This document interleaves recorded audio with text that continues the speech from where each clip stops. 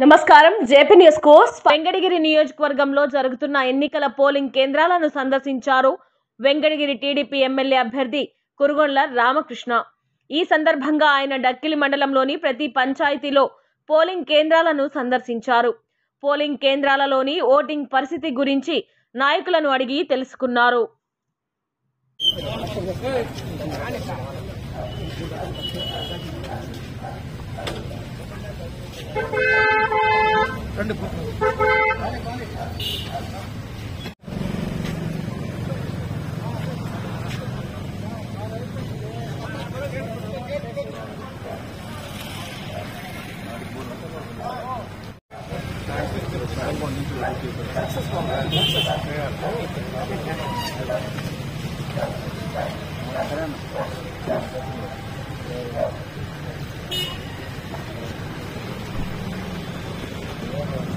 అనుకున్నాను మీరు రాలేదని అడుగుతా ఉండదు ఇబ్బంది వస్తూ ఉంది।